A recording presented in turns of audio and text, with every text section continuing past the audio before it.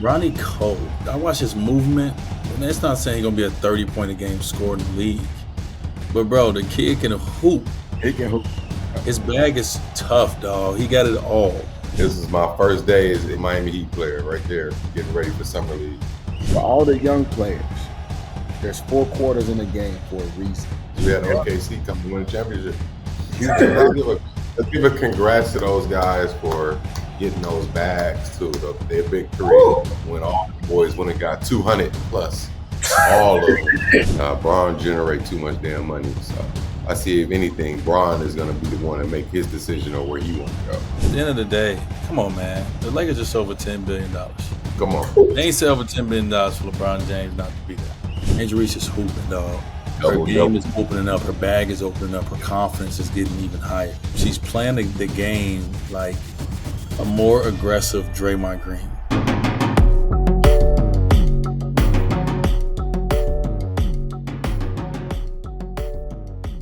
Fellas, it's about 8 o'clock where I'm at.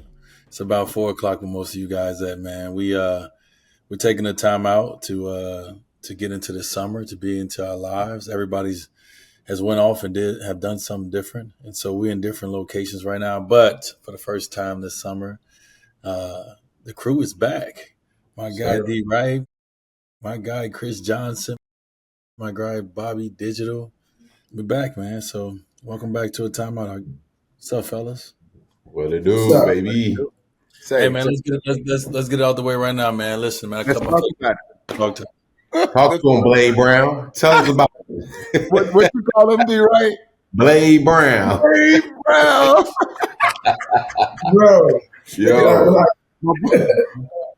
Hey, I had to double take because he posted a flick, and I was like, whoa. He looked. For a minute, I thought it was that emoji. That emoji when you first got like, is that the emoji he got on his face? But okay, it's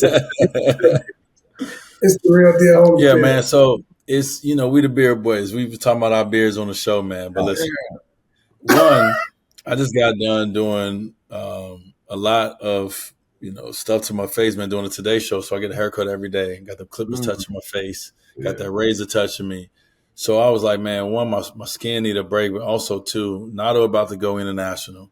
He finished a tour with Kendrick. He gonna be going into August, it's like mid-August. And I said, all right, bro, it's summertime. I'm not trying to be hairy. It's hot out here in these New York streets. So, man, I was like, just gotta go. And I haven't seen my face in like 4 or 5 years, so it feels good to see my face, know my skin good. I'm gonna take care of myself. Yeah. And you know what I mean? But I look like 08, 06, 08 D-Wade right now. You do. Funny. You got the low boy, though. Yeah, I got the low boy and shit. You know what I'm saying, man? Hey, listen, it feel good. When that shower water hit my head, oh, man, I'm golfing without a golf hat right now. I'm just letting the breeze, man. I don't get this often, so I'm off, man. It's summertime, dog. So that's what I've been doing, man. I just got done working. And now for the last 2 days, I've been off. And so I've enjoyed 2 days off. What's up with y'all? What's up, man? Bro, you know what's dope about black people hair? We can change up our look at any time. So you can go from a full beard to a goatee. You can go from having your hair like this to having waves. You can let it be nappy. Like, we get so many different looks that it almost create different characters. Maybe healthy for your relationship. Like, it's definitely healthy for your relationship. Hey, look, my wife woke up when I first cut it because she didn't see me. I got in the bed, she was asleep, and she woke up. Her eyes was big when she first looked at me, like. And then as the day went on, she started walking by, rubbing my chest. You know what I mean? Touched me a little bit more. I was like, "Oh, you like him? You like him?" Hey, that's so funny, dog. Spice it up around there. Spice it up a little bit, dog. Right, you shave your shit down too. Yeah, I almost took mine all the way off, just like Flash. What? What? You almost went bald? You almost went with the goatee? Almost went with the goatee. Oh. And something was like, I don't know if I'm going to like how I look. I swear to you, I almost did it. And when I got cut the other day, I was just like, Just keep it the same. Just cut It it is a low. little bit lower. It's not as scruffy. I was Yeah. looking crazy. I went like the last 3 weeks with no cut, so I was looking a little wild there. Bro, I didn't like it the first day, but then by day 2, I was in. Really? Because it took me a little while to see myself again. You know what I'm saying? But like, I was like, just like Chris said, the fact that sometimes you just want to switch it up a little bit. You give yourself a different little character. And so, I'm happy right now tapping into this different dude with the goatee. I ain't seen the goatee in a long time, dog. Hey, but when somebody got a goatee, you better watch out for them. But they're real freaky. Oh, I walked into that. I dropped the goatee first on the cast on the show, right? Yeah, you did. You did. You dropped the beat. You did. You know, I'm using you was freaky. Oh, That's when you bring the goatee out. You see a different person. That different person is a little freakier. Right, man. Hey, which one is harder to maintain? That 5 o'clock shadow? That 5 o'clock shadow could be tough if you could do it right and keep it lined. I think the 5 o'clock shadow is tough. It's hard for black people to maintain that 5 o'clock shadow. That's not really our thing. So you gotta be light skinned to do it. Yeah, you gotta have a certain kind of skin tone, complexion, hair. You know what I'm saying? I don't have that. I can't. Mine go from this to it's about to be itchy soon. You know what I'm saying? But some people pull it off. But you got to be your skin tone got to be a little different than me and Dwright and Bob's. Yeah, I used to rock the 5 o'clock shadow. Mia never liked it though. She used to be like, I don't like that one when you got your beard like that. You used to rock it with the box. You had a little. Yeah, exactly. You're right to have some styles now. Remember you had the maroon box? Oh my God. Oh man. I think I was going through something at that point. Didn't even know it. Hey. Thanks, bro. Hey man, how was July 4th, fellas? Oh, July 4th was cool, man. We hosted this year. We had all the fam over, friends, had a good time. I let one of my son's teammate, dad, send fireworks over here. Mm-hmm. And we had found out that the fireworks in our neighborhood are banned. Oh, so hopefully we don't get no ticket or none of that stuff because they also have drones that go around and see where the fireworks are coming from. We y'all the only ones? The only ones over here. And so after 3 or 4 of them, it was too loud and stuff going all over the place. I was like, show over, dog. Kids is a little hot. I'm like, nope, show over.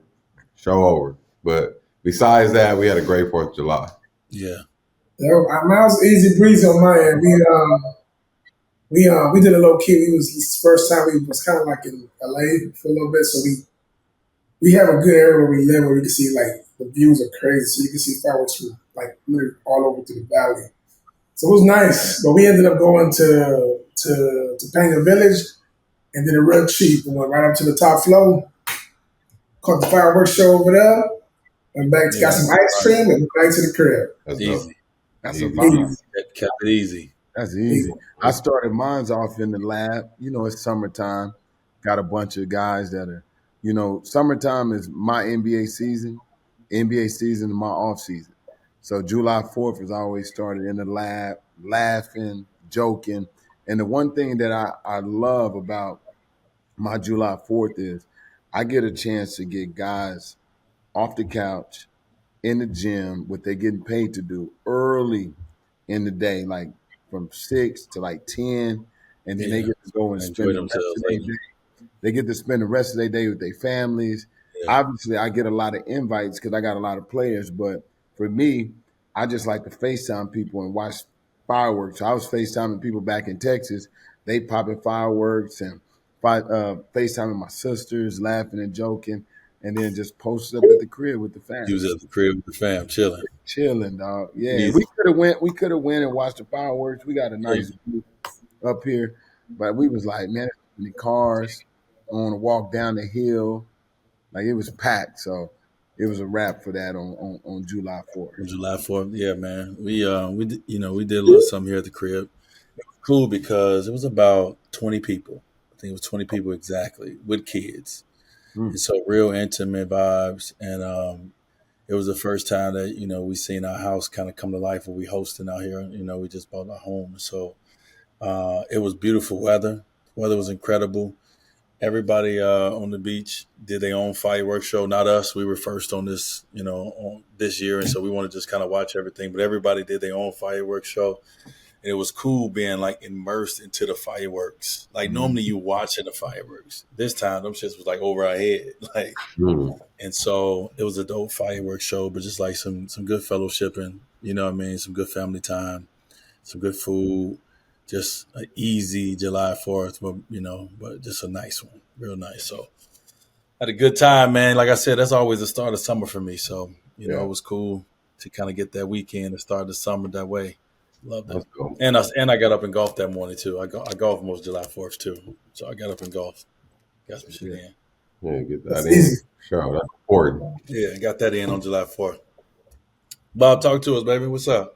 So man, so let me know what y'all thinking about. Like, after before we got off, we were doing talking about the draft, and obviously we know what happened with the draft. But I wanted to get your reactions really because it happened right after we talked about like Utah's draft and everything with all like the competition with that, and like how y'all feeling basically as we running with Utah, and then obviously with everything else now we go into the summer league.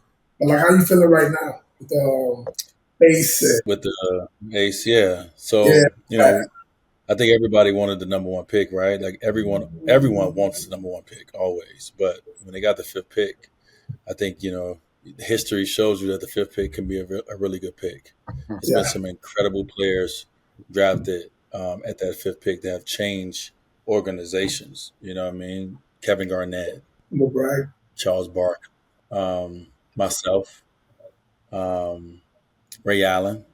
Yeah. Just some cool name of people who has been drafted has been Hall of Famers. And so getting a young guy like Ace Bailey, the talent that he has, I mean, you cannot pass him up, y'all.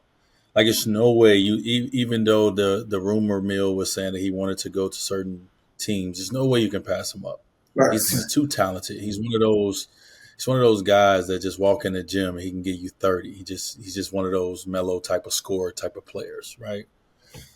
And so you had to get him. And so I thought Denny and the staff did an amazing job of grabbing a young fella. And then, we all know what we heard from a media standpoint, but ultimately the young man and his family made their way down to Utah. And he seemed excited to be there. He got right to the court. Ultimately, this is a job for him. And he did what he's supposed to do. As soon as he got there, he clocked in and went right to work. And so he's going to be fine. I think as he allows it, he's going to understand he's in a very good organization. He's in a very good spot to allow himself to grow, one as a young man, but also two as a young basketball player in this league. I think it was a very good move for him. And, we'll see, how he responds to it. But I think everyone's excited about the young core in Utah. Obviously, not just Ace, but Chris Guy, Walter Clayton Jr. as well. Like him. We got from Florida. That was a great pick that we got as well. It was real sneaky. Nobody thought it was going to happen. And so, when you grade the Utah Jazz's, draft, you grade them at, I personally thought they had the best draft, overall from what they did and then what they continue to do, the moves they're making. It's just really Boston Celtics like, in a sense of like taking some chances on some young guys, getting these high picks and trying to, get a Jason Tatum, getting Jaylen Brown, hopefully, and see if they grow into, something and want to be there. But also, too, keep yourself available to be able to get free agents, get that guy if need be, get those right veteran guys. And so, the Jazz are doing a great job. They're doing an amazing job. When you look at, like with Danny, like when you watch Danny history, you notice that he's very strategic. He's playing chess. He's not playing checkers, and the way he made his move to go get Ace and the way he's able to pull off Walter and then how he moved other pieces to make room for those guys to play is really important too, And so I thought Utah put together a group of like youthful guys, kind of like mirroring like OKC, because Walter was talking about how right now he could be the oldest at 24, going to be 25 on the roster, and this will be his first year. And you just look at how they pieced it up when they got a true point guard, when they got a true scorer. But like for me, some of the surprise picks in the draft was like Hansen from China.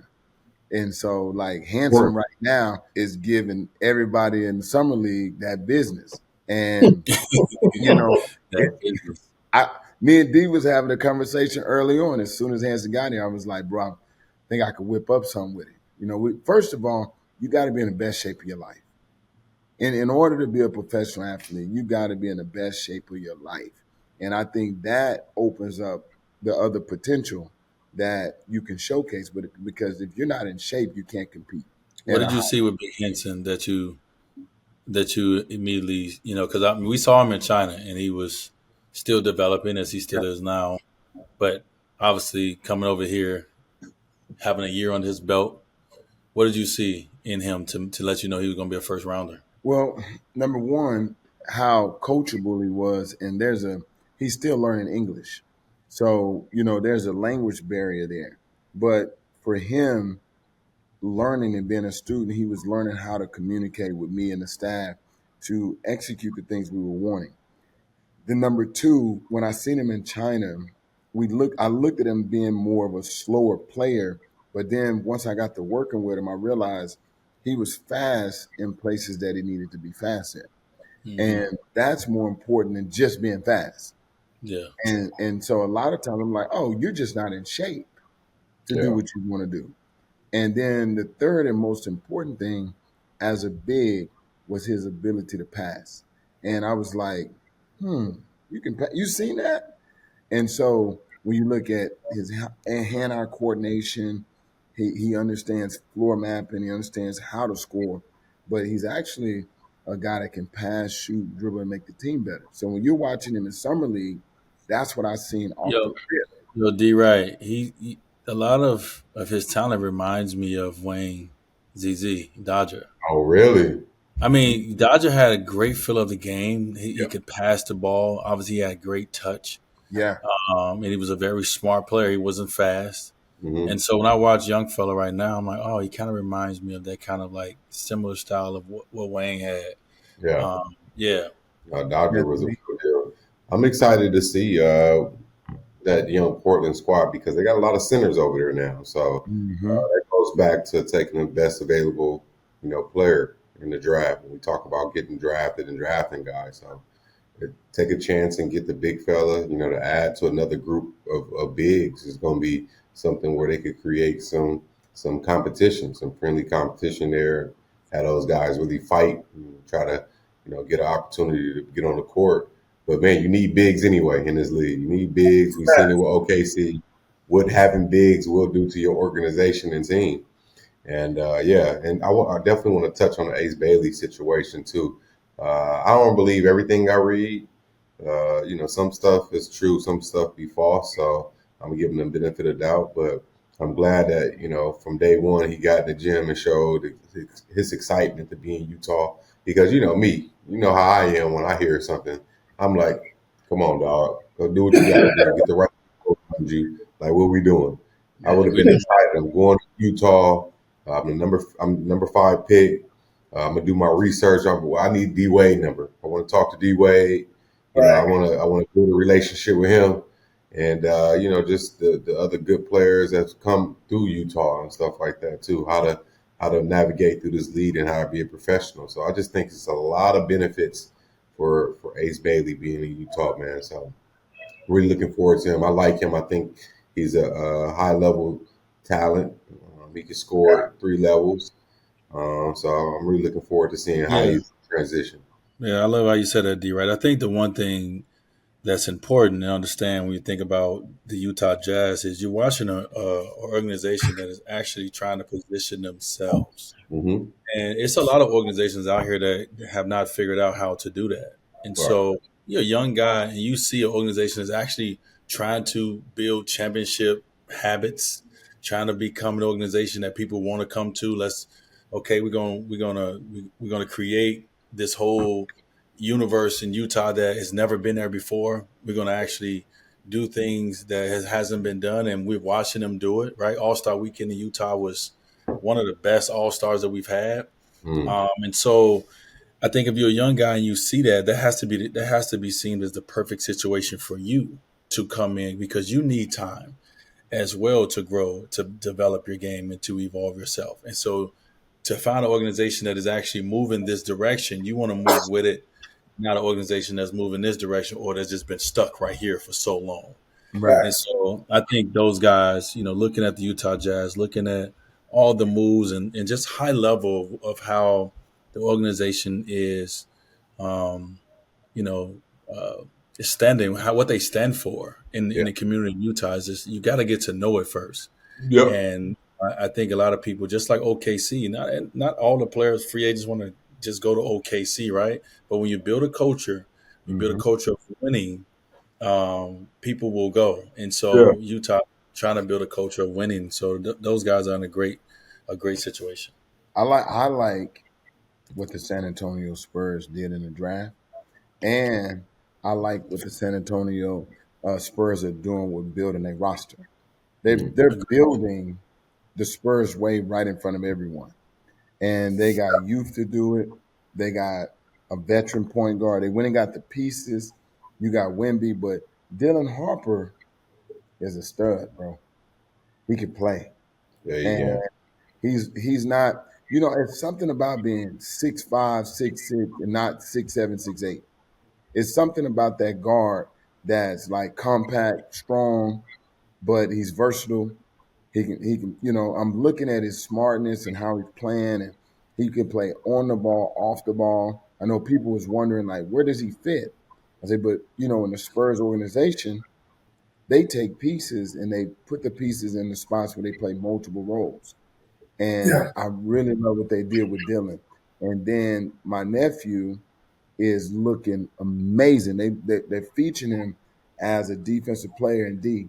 I don't know if you remember when I put you on the phone with Carter Bryant during the season. I just Yeah. called. I was on the phone with Carter, and we having a long conversation about staying focused, staying with the process. And I said, you know what? Let me get you on the phone with HOF. You're like, what? Click over. D always answer my calls. Got Dwade on the phone with a kid that's in the middle of the season facing adversity. Yeah. And D was about to go give Cobb bedtime and get her ready for bed. And, Yeah. he still took a moment to say, Yeah. hey, Got young to fella, pour into them. and you poured Yeah. into him. Yeah. Pour into them, man. You know what I mean? Like that's so important. That's Especially, so somebody who walked the same walk that you walked. It's important to know that it ain't as bad as you think it is, and it ain't as good as you think it is, neither. yeah. But Keeping it real with he's doing very well. I liked how he matched up with Cooper Flagg the other day. I like how he's guarding, how he's rebounding, he's positioning, and I'm listening to, the commentators and how they're commentating the game, talking about his defensive presence. He's 6'9", 215, great athlete, and he's sitting down in the stands and he's playing defense in summer league. He's gonna have a bright future because San Antonio has a system in place to raise young players. They've proven it. it. They're gonna be good for a while, bro. They're gonna be Yeah. good for a Good while. for a long time. Y'all been watching the rest of the summer league with Bronny. Bronny been balling. Cooper. Like y'all been watching it. Yeah. I Bronny ain't, told me something in a workout. He was like his first year was a learning curve. Now y'all think about it. You and Dwright, you guys played in the league. Your first year was a what? A learning curve. Yeah, you got to learn. You got to learn the game. You gotta You got yeah. to learn learn the speed. You got to learn the physicality. You got Mhm. to learn the plays. You got to learn how to Terminology. travel. What you say, D. Terminology. That's the hardest. Terminology, bro. You got to learn. You got to learn to play with grown ass men with the 5, 6 kids, and Fighting for their life. So when it's a lot you got to learn your it's first a year, lot. man. So Yeah. some people don't understand the learning curve that all players that going into the NBA got to go through.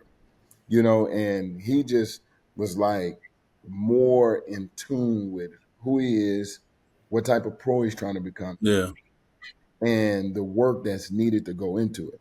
Yeah. And he was like, the one thing for sure, he said, I ain't afraid.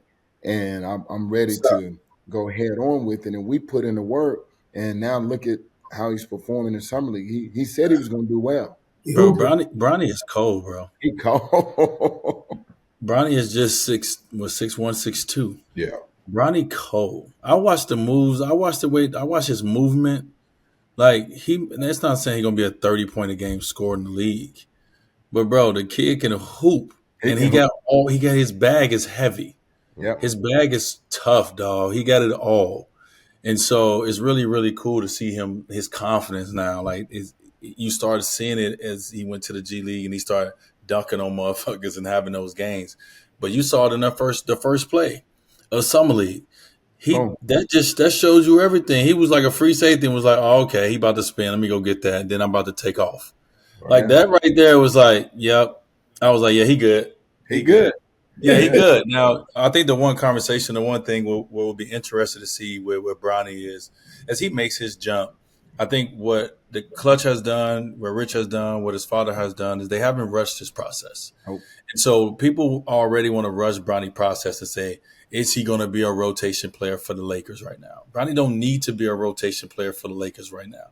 He needs to continue to keep developing. And so, his play going to show you when that step is going to come, but it may not be this year neither. He still has to develop. And so, but he's developing so fast in front of our eyes, bro. It's not a slow development. And so, but stop putting pressure on him that he needs to be a rotation player. No, he needs to take the next step in his development, and whatever that provides is what the young man needs to continue to keep doing. And he's doing an incredible job of putting the work in and just not even shedding everybody up because it's not about everybody, but just like proving himself so right in front of the world, bro. I think that's probably the most beautiful thing about watching Bronny right now. Yeah, he's only 20, D. He's not. He's 20. Yeah. Yeah, that's what's up in this world. Everybody wants results. Yeah. Right. But for Dwright and D, y'all played in Summer League. What was that like for you guys? In the sense of like compared to what it is now? Like, what was it like for you? Obviously, Dwright, you coming out of high school. And what you doing? What you doing Summer League, dog? Look at this. Like, what was it like? This is my first day as a Miami Heat player, right there, getting ready for Summer League. That's the day I met you, Flash. But yeah, I don't know if you guys know about my Summer League story. My first game, I only played one game my rookie year. First game I came out, I was 0 for 6 in the first half. Came out second half, had 30. Shut it down. Second half had 30. Shut it down. I pulled my groin. So I forget what happened. I think I tried to take a charge. Somebody stepped on my foot, and when I fell back, it like kind of pulled on my groin. So I was done for the rest of the summer. But yeah, my first Summer League game, it was funny because it looked like I was like the worst draft pick ever. I had like 5 turnovers, 0 for 6 in the first half. Second half, I came and got 30. So I was like 2 different players. But just what changed in the half for you? I just getting comfortable. I'm 18 years old. We played against it was Jarvis Hayes. I want to say Jared Jeffries. Washington. Yeah, Washington team. Yeah, Washington. Yeah, I'm playing against guys that I just watched for years on TV, whether it was college or the NBA. So me being 18 years old, the physicality was super different. So, I was kind of just all off balance, getting bumped around, turning the ball over, and just couldn't hit no shots. I was just a little too thirsty. But second half, I got calm. I chilled out, and I got to that Dwright. I just knew I was going to be cold after that 30. Yeah. Bro, that's a just win moment. So for all the young players, there's 4 quarters in the game for a reason.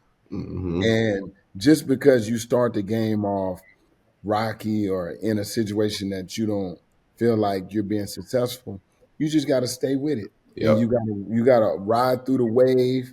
You got to work through the moment. And eventually, the way basketball is, you're going to have your moment.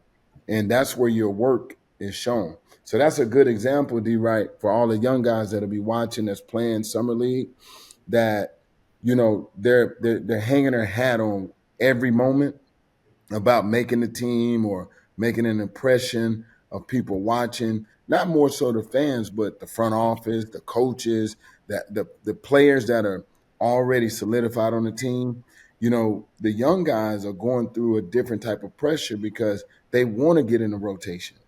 Some guys, know that they're going to start and they got a different look. But those guys that are two-way contract guys, these guys that are trying to play their butt off to be on a roster. Like I watched Nelson. What's Nelson's with the Sixers? Jameer Nelson Jameer Jr. Nelson got a son played for the Spurs. For the Spurs, yeah.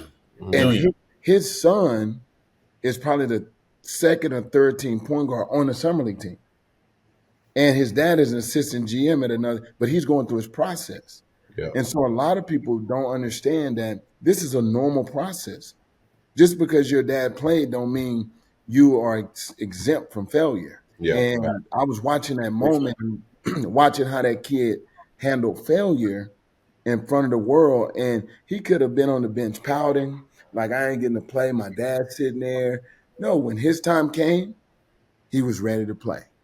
And so that's just a good example, Dwright, of your mental resilience and why you're able to play for so long and be a fan favorite and a player favorite because you're able to overcome adversity. That's just a judgment moment. I think one of the things about summer league is, once a player have shown that they, have completed the task, they're done. Yeah. Right, Cooper Flagg is done now. He's completed the task. He's shown you why he's a player that you're going to want to see play for a very long time.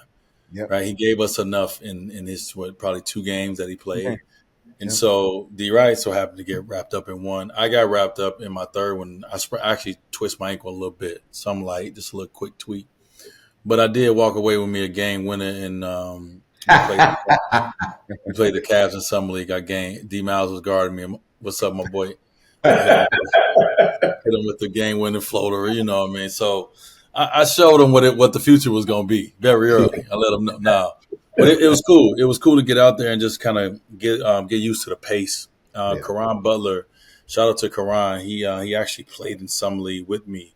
And now he had just came off a very successful rookie campaign where he was like I think third in rookie of the year voting behind probably Yal and Amari. And so he didn't need to play in summer league, but because we were supposed to be the young guys who was going to be the future of the team, he decided to play with me. So we both played like 3 games together, and he kind of helped me just get familiar with the play calls and the offense and like what you were supposed to do. This is how you show up for games. And so shout out to a young guy who really took me upon his wing and like took me to dinner the night before, walked me through how to be the face of a franchise because I think he saw something in me.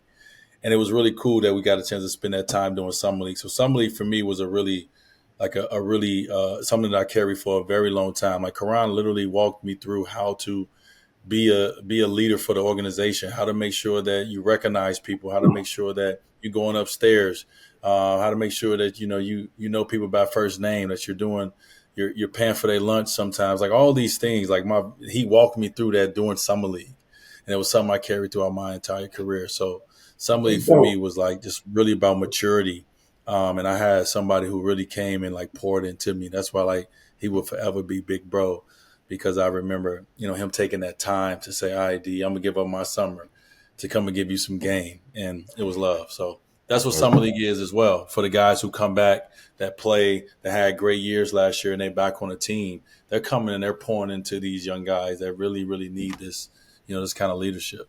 D, did you guys see the DM I sent y'all with Spo said? Man, Spo's an OG. So Spo's at summer league. They got the center number 7 foot, athletic, like from Indiana, right? Oh yeah, where? Yeah, you talking about where? Yeah, man, he's been playing well and he looked good. And they was like, Spo. So this kid has a special talent. He was like, he does, but he needs discipline. He needs consistency. He needs to be professional. Bro, you don't hear people saying these things. Man. And he could have easily just talked about what he did from a basketball standpoint, but he's saying he could be really special. Yeah, he can. If he bought in. Yeah, he just got to buy in. You got to buy in, bro, and that's hard. That's hard. It's hard at first, You know what I'm saying? But like, if he just understands that if he buys in, he's going to be great. Yep. Yeah. He's going to be great. Just buy into greatness, and I greatness is uncomfortable. that coming from Spo though. Spo with the leadership. Man, Like Spo been around. Greats. You know. Spo Yeah, got Hall of Famers. He coached Hall of Famers. yeah. And just Spo's been on the championship. He's been in the foxhole. Yeah, if you want to listen to anybody, you listen to Spo. Them guys. So if young fella want to be great, buy in. Buy into what they selling. double down on what they selling. I heard Norman Powell with this whole trade reached out to you. Yeah. He texted me. Yeah. So I just saw Norman Powell in Cannes when I left to go to France. I saw Norman Powell out there. There's a lot of athletes now coming to Cannes. Mello and some other Sue Bird. Others are kind of like they're becoming like the founding fathers of this thing called Sports Beach out there, where you get to where athletes really get a place where they can come and do business and be a part of business conversations, right? So Norman was out there, and we got a chance to just rap on the street real quick, just a little vibe, and then I think I was golfing. I actually was golfing. I come back and I got a text on my phone, and he's just like, "Yo, big bro, I'm on my way. Like, I'm going out of Miami, dog. Like, I can't wait. I can't wait to put a jersey on." And I'm looking. I'm like, who is this? You know what I'm saying? And then Ken hit me, and he was like, Norman Powell just got traded. I was like, oh, this Norman. And so I hit him right back, and so we start rapping, and I know how much of inspiration he took from the player that I was. You know what I'm saying? Been a guy who's like we just said, that's in that 6'3", 6'4", compact, quick, explosive. He's taking pieces of different people's game, of course, and he's giving me some love for what he's taking from me, or not taking from me, but what he saw that I did, that he's utilizing in his own game. And so it's cool to have that connection, like that, man. And it's a dream for him to put that jersey on, because he grew up watching one of his favorite players play in that jersey. So it's going to be an emotional night for him, I'm sure, when he actually get out there and actually put that jersey on. But yeah, it's cool. And he was a great piece, man. Y'all know how good Norman is. He was an all-star this year out there in the West. And so for the Heat to be able to get a player like that with Bam, with Tyler, as the 1-2 options, like, all right. Great. All pick. right. All right. Let's go. He's a Heat culture guy. He spoke on that when he got traded and talked about him going to Miami. That he's a Heat culture. He fits all. He check all the boxes. He checks all the boxes for a Heat guy, and having an opportunity to watch Norman and DeLon grow over the last 10 years has been pretty dope, because they used to compete against each other, Utah versus UCLA. So I used to always be like, Norman Powell again, hitting big shots, beating big shots. Utah, So then them two guys getting drafted in Toronto, and he was a second-round pick. DeLon was the first-round pick. But just to see his grit and his grind, I'm trying to remember his logo, his brand name. Is it the under something UTG? I believe. I forget what it is exactly. What brand? Norman's brand. It's like UTG.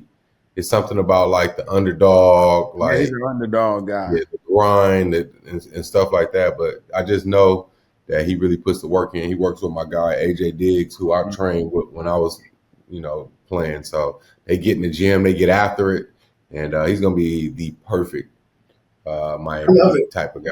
I love it. It starts with the mentality, though, right?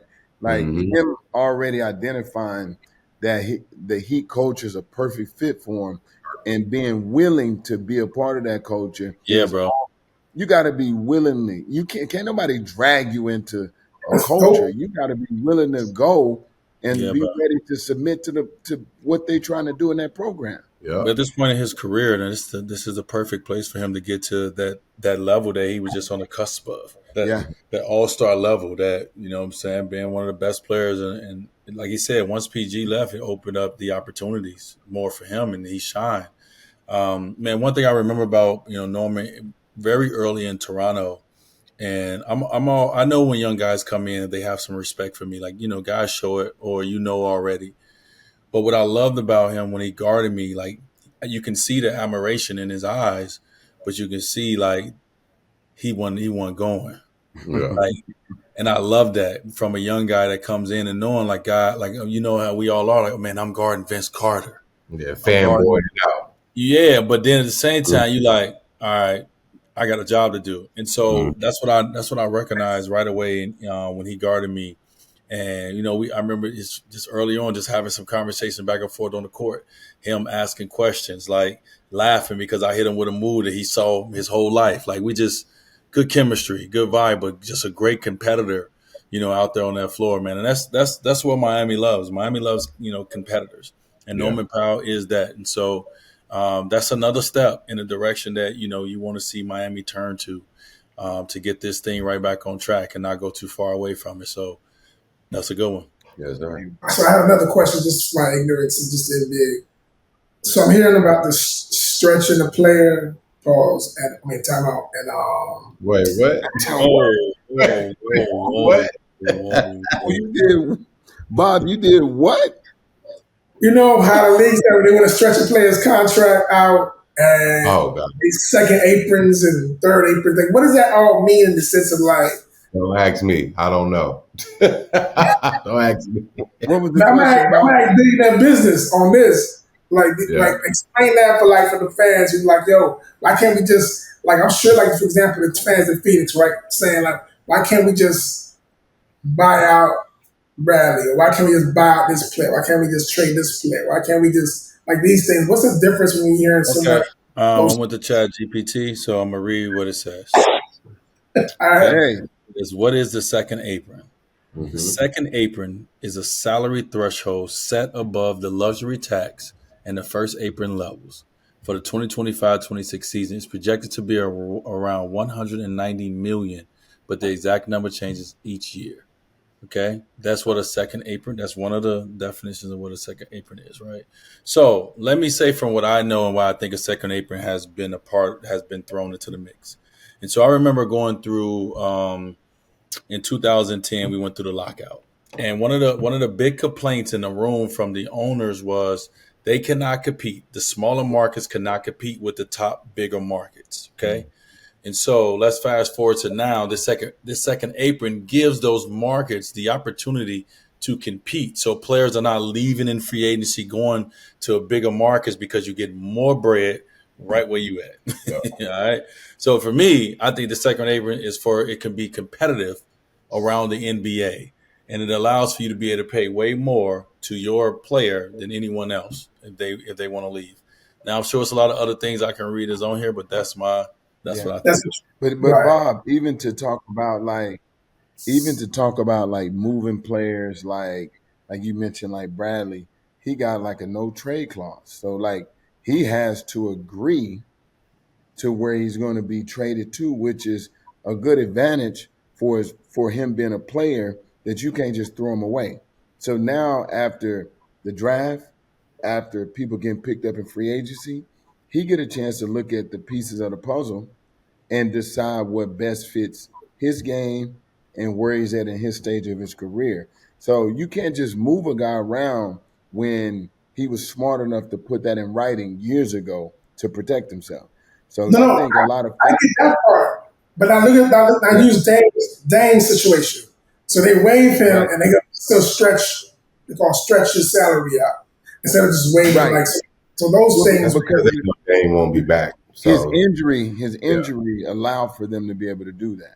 yeah. But you can't just move pieces. You got to strategically work with the player, the agent. You got to work with three. It was a 7-team trade to get KD to Houston, and it was involving a free agent, a player, free agent, and a draft, and so everybody want players to go to So, teams, but it's tough. yo, Bob, let me give you a little bit more of a second apron.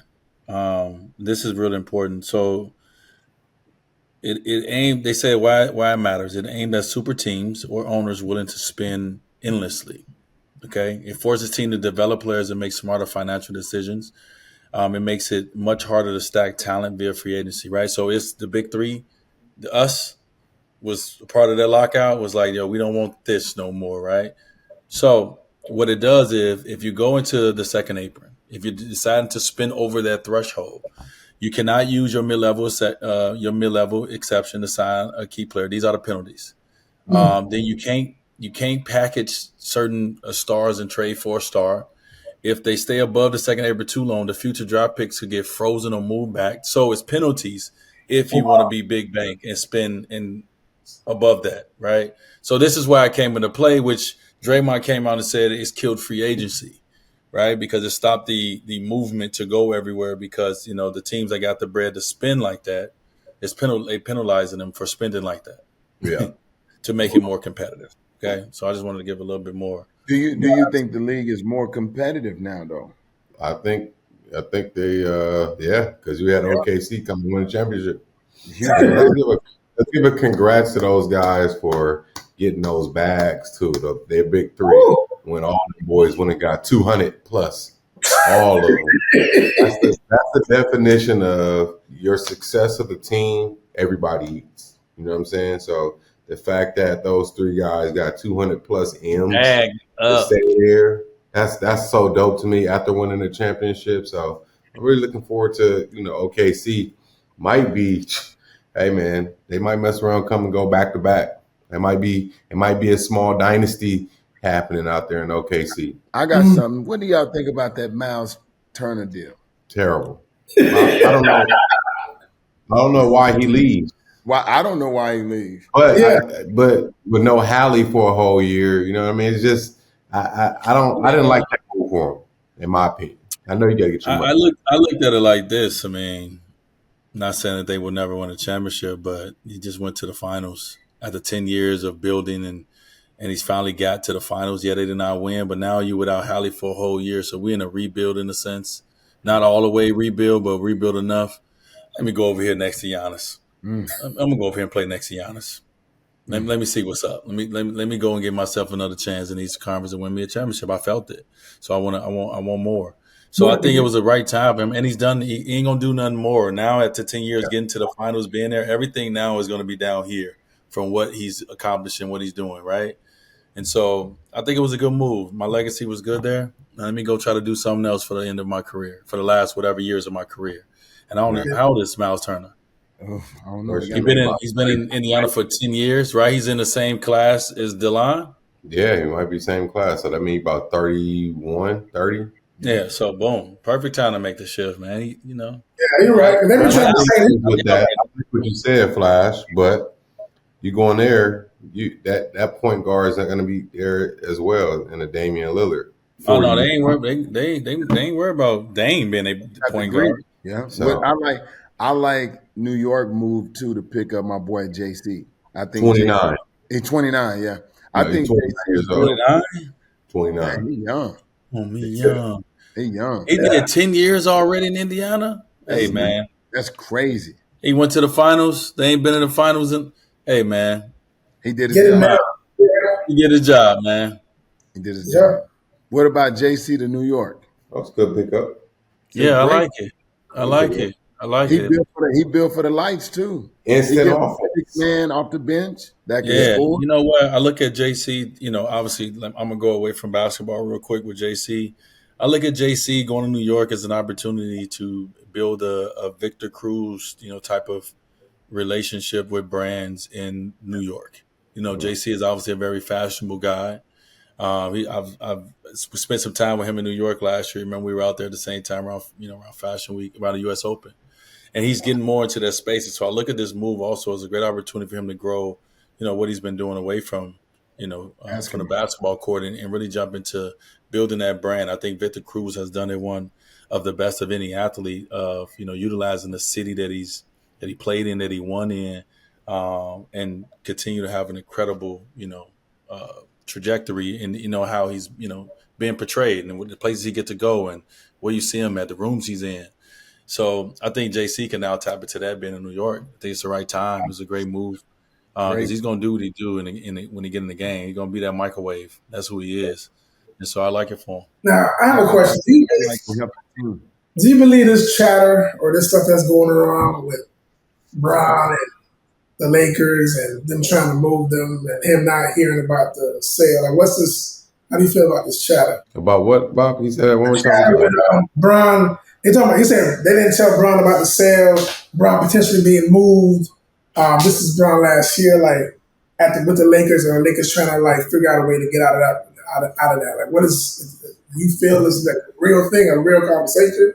Nah, Braun generate too much damn money, so I don't see. I see if anything, Braun is going to be the one to make his decision on where he want to go, because he generated, like, if I'm the Lakers, one of the most famous organizations in the world, not giving up no Braun and starting over again. I know you got Luka. It don't make no point of you going to get Luka if you're going to think about moving Braun. So I think Braun is in control of his own destiny. So when he ready to leave the Lakers, that's when he gonna leave the Lakers. Lakers ain't dealing him nowhere. He's putting too many people in them seats. That's my opinion on it. Selling too many jerseys. Yeah. Man, Bron ain't going nowhere. Why?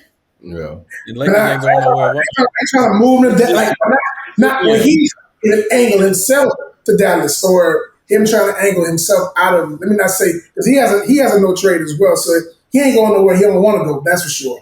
But as far as you answer your own question, no, but you don't think he'd want to move, like go somewhere else and try to win another one? Why? Why? Hey man, I seen the picture of that house Braun is building right now. What'd you say? I seen the picture of the house that Braun is building in LA. Yeah, that $100 million house, man. That shit looks crazy. Bob, man, listen, they ain't got nothing else to talk about, man. But Bron is always going to be a story for media, and not saying it's bad at all, because if you know how to use the media, it's good. It can work for you.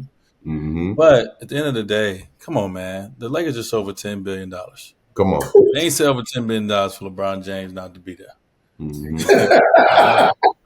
but I sent you something in the article that everybody always talk about them being sold for $10 billion, but they ain't talking about the Buss family still in control. They still control it. Yeah, they still control. That was smart by the new owners for Amazing. sure. Amazing. And you know what? Smart for the person who bought the team. They've done an incredible job. Now, people can say all the things they want, but no one has been in that position to actually do the job but them. So everybody just speaking from the sideline of what they would. Changes outside of no.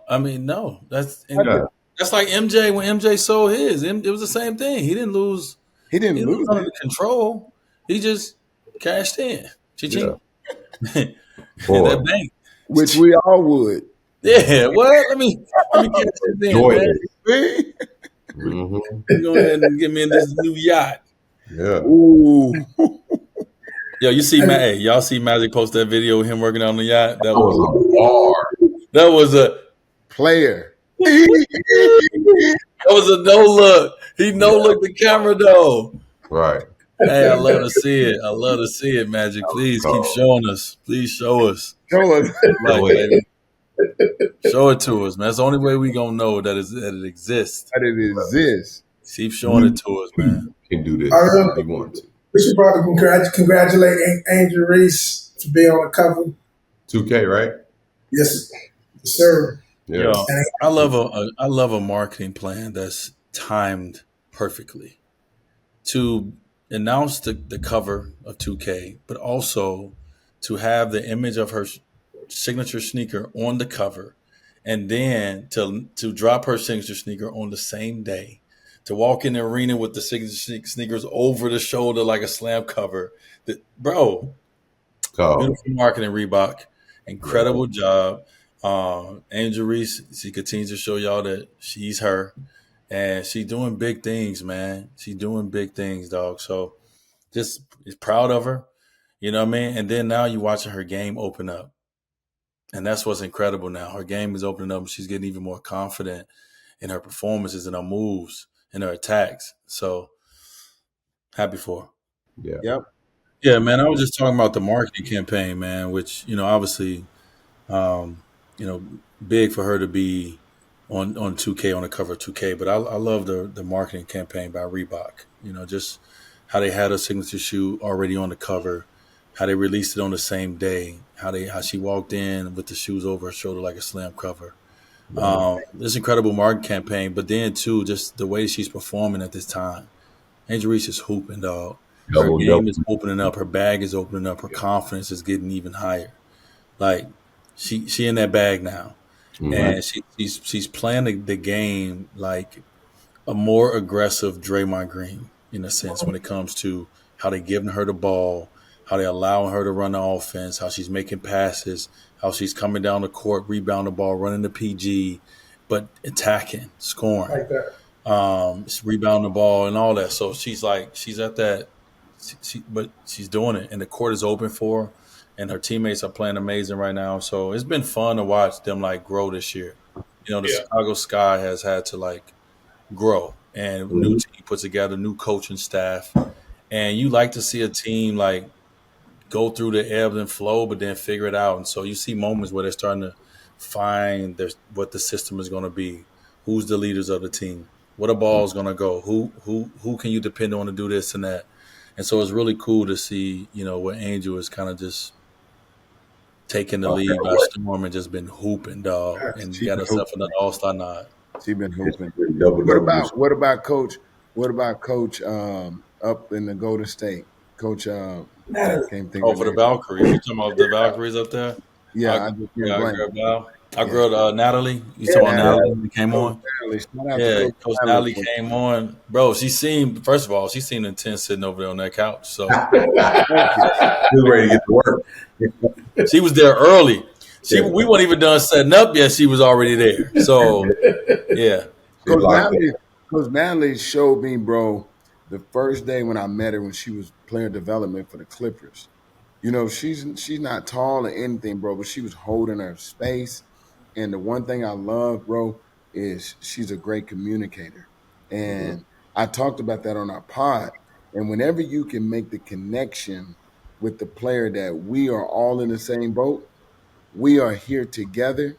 When you make a mistake, I got your back, but it doesn't excuse it. She is a connection type of coach.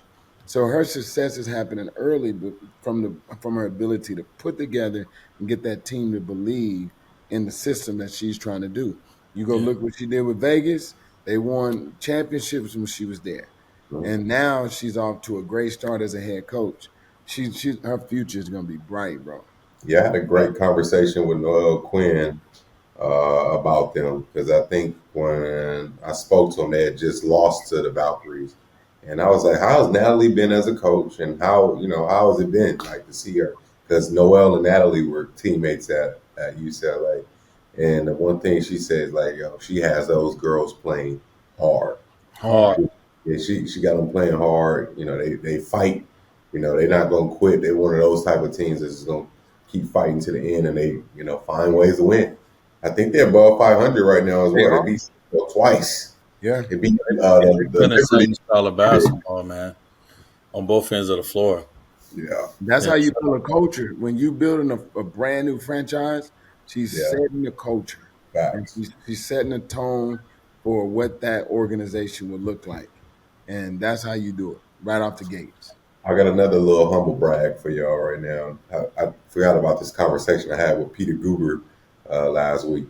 Peter's grandson plays on the 16U of the Devon's team. So we talked about the Valkyries. Like, man, you got to get down to a game. Like, the fan base, the atmosphere is totally different because they're doing like 15,000 every single night. That's crazy. So he's like 90% are Valkyrie fans and like 10% are like Warrior fans. So like they've already created their own fan base. So he was telling me I got to get to a game and just the experience is so dope in there.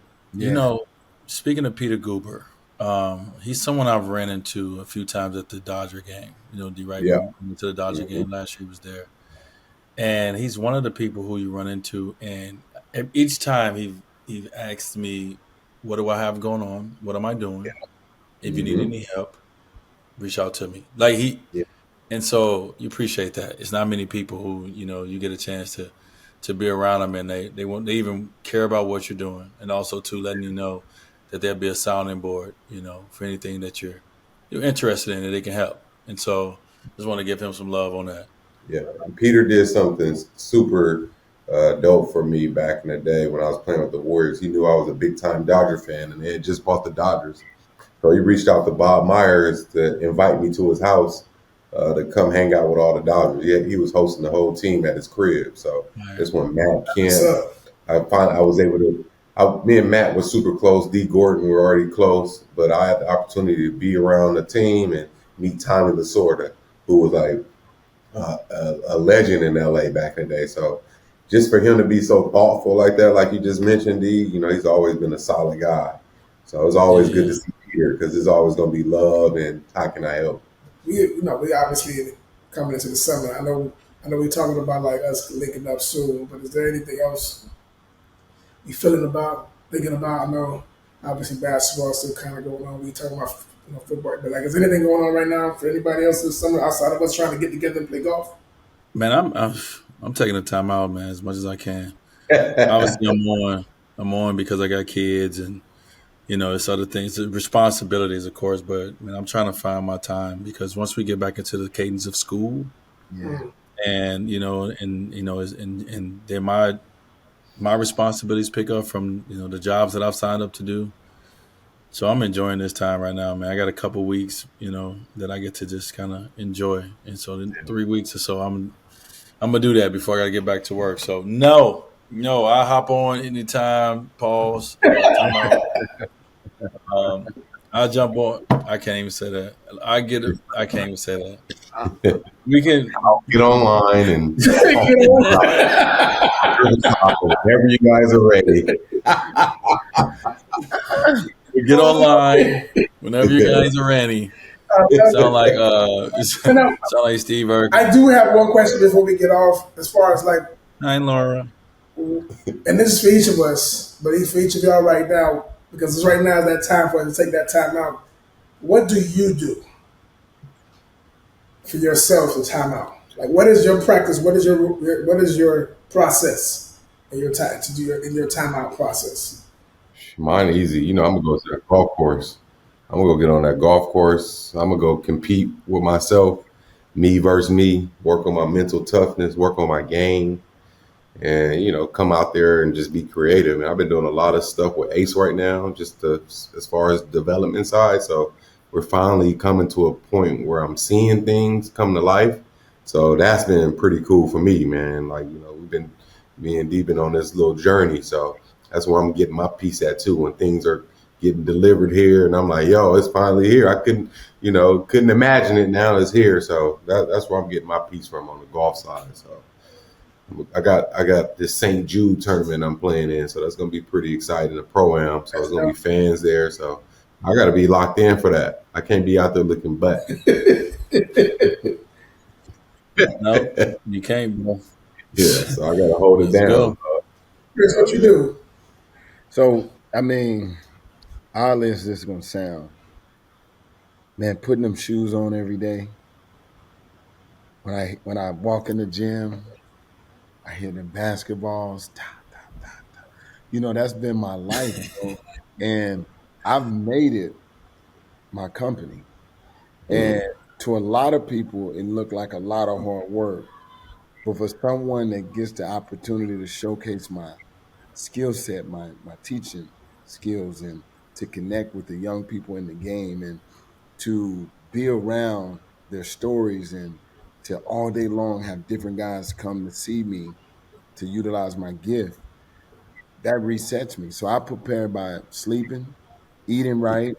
For 4 months, I get to actually be on the court and I get to protect my gift. And the rest of the 8 months, I still get to do basketball, but do it in the way that we do it. So be honest with you, basketball is like it's like music to me. It's like art, bro. I get so creative. I could just show you like my area right here where I got nose down and sharpening things because when I'm on the court, it releases so much stress and it takes me away. I don't know if you ever done something that you can just lose track of time. Oh, Basketball has been that for me. I could just be in the gym all day and forget about the things that are going on in my life, the things that are going on, in general business. And that's how basketball has been medication for me for years. So it may look like punishment from a perspective of, dog, you're always in the gym. You never hear me complain about it because it's a small window. But damn it, I love this game. I love this game, man, to the day I go. I'm rocking. For me, I think similar to what you said, Chris, as far as like it's so crazy. I love to create. Like I like to just but it's so I like to create on my own stuff. Like if it's like so when I have a camera in my hand, I don't know what it is for me. I just so like when you say you feel that peace, I feel it. Like it's almost like it's like a blanket or whatever. Like it's like that crutch where for me, when I have that in my hand, almost like I have like a tool to do anything I want. Right. That's like my always been my thing is just having a camera. This to just make something out of nothing. And that's so what I've been doing a lot lately is been kind of like, man, I just shoot random stuff. Like I've been shooting lately, just random, like just like literally just stuff what you call B-roll, but like just that, like just shooting that kind of stuff. And the same breath, at the same time, one of my first passions has been reading. Haven't been able to pick up a book as much as I like to, so I do audiobooks. And I'm like every moment I get a chance, if I'm not creating, I'm reading. Like it's one of the two, just to kind of get into my flow state, so to speak. So that's been like what I've been trying to do. That's been how I feel like I've been trying to get my peace, my balance. That's what I've been doing for this. That's how I've been taking my time out this summer for me. Yeah, man. I try to I try to get some sleep first of all. I just got to the weekend, so I was working all last week, so I actually just got to it. And what I've been trying to do these last few days is just wake up and like take my journal and go downstairs, go outside, take my headphones, go outside, and then just kind of like let the morning kind of like talk to me a little bit. It's some beautiful weather out here, man. So I've been writing in my journal every morning, getting out the day before. The day before. I'm just talking about the day before, maybe even talking about the now, what I want to do today. And then just, man, spend a lot of time with the family in the middle of it. You know what I mean? Just really putting in that quality time, these core memories, these core moments, and that we've been spending, and then spending time with friends at the same time. Mm-hmm. And then golf course. That's my outlet today. I got on the golf course. I was on the golf course for about 5-6 hours. Even after I got done golfing, I went and hit some putts. You know what I mean? Like I got there early and got on the range before, and I golfed great in the middle of it. So just a real day to just kind of get out there and just locked in. Yeah, I was locked in today, man. And so like I want to be locked in this summer. And to be a better golfer, you got to be locked in. So just starting the process and understanding that that's your sanctuary, and you got to make time for it. And so just making time for myself, man, and in the midst of making sure that making time for other people and spending time with my family it fills my tank as well, And so, but also too, you got to take that time out for Dwyane Wade, and so I try to make sure I find time to do that. We'll close it out. So yeah, man, good catch up, fellas. Good catch up, man. Keep it going. We'll tap in. Hopefully, nothing crazy happens, and when we tap in next time, it's all love. It's just love catching up. Okay. Yeah, bro. Appreciate y'all taking the time out. Thanks for taking the time out with us, man. Summertime, we off. I ain't got no hair. It's off. We out. Out.